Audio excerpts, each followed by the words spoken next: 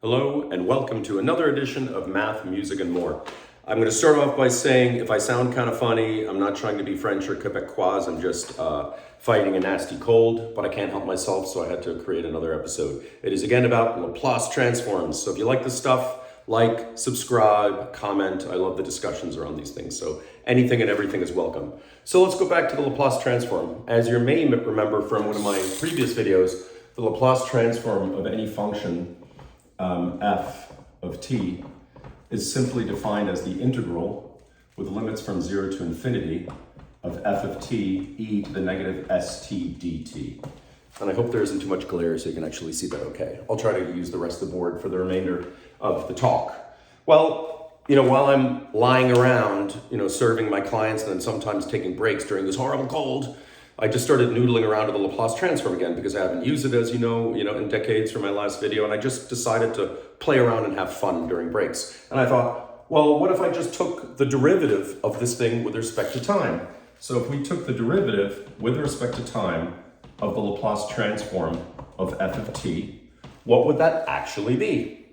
Now, many of you might grimace a little bit at even the thought, because you're right. The Laplace transform of f of t is obviously based on this calculation, nothing more than saying that you're taking the derivative of the transform, which is entirely a function of s, and therefore it would be equal to 0.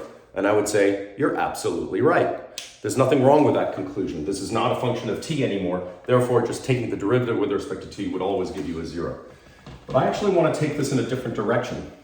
I want to realize that if you take the derivative of the Laplace transform, I'm going to erase this part and I'm going to put in the actual analytical definition.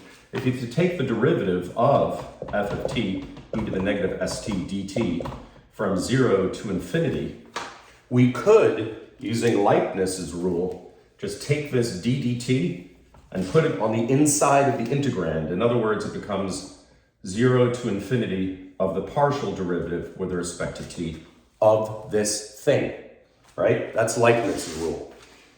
And what's interesting is that you see, well, this I can then transform into something, in fact, much simpler, because the dt's can go away.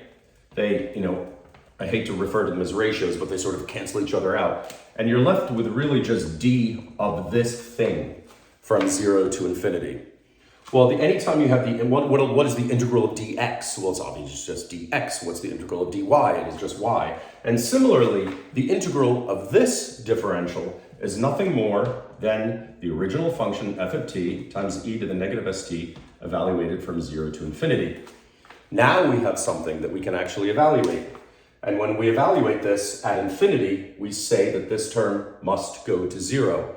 I'm probably going to have to do a completely separate video on this because I started noodling around and found that you could actually create different families of customized transforms, because not every function here has a growth rate that's less than the rate of decline of this. For example, e to the x would grow much, much faster than this. So therefore, if you evaluate it at infinity, it wouldn't go to 0. But again, I don't want to diverge too much. I'll do a different video on that weird thought that I had. But if we evaluate this, we're left with the first term, which is 0, minus this thing evaluated at 0. Well, e to the next negative st evaluated at 0 is obviously just 1. And f of t evaluated at 0 is just f of 0. So when we take the derivative of this whole thing and realize that these things just, again, quote unquote, cancel, I'm using the language very, very loosely, then the derivative of this whole thing is really just negative f of 0. So let's put a little star on that in our minds and just remember that. Because now I want to go about it a little bit differently. We knew that if we just viewed it this way, it would be, in fact, negative f of 0. But what if we go back to the partial differential?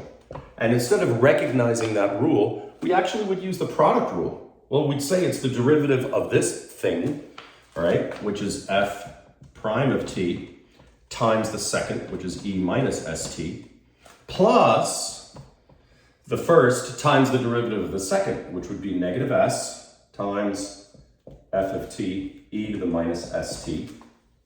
And then all this stuff would be integrated across t from 0 to infinity.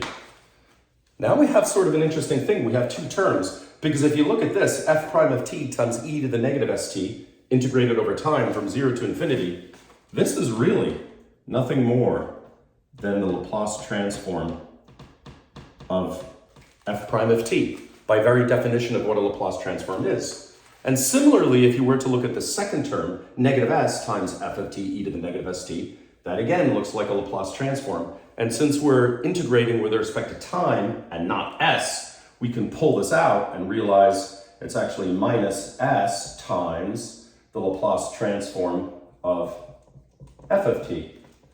Well, what does this help us realize? This helps us realize that the one time we did it, we got negative f of 0. And the second time that we did it, when we actually used the product rule, we actually were able to find that it's equal to the Laplace transform of the derivative minus s times the Laplace transform. Well, if we turn that into equation and flip this over to the other side, we find that the Laplace transform of a derivative function has to be equal to s times the Laplace transform of the original function minus f of 0. And this formula is something critical that we use iteratively whenever we're solving ordinary differential equations using the Laplace transform. So this is a great example of how don't just memorize things, noodle around, have fun with things, because sometimes by accident you can just come up with your own proof for something rather interesting. Hope you enjoy, have a wonderful day, and until next time.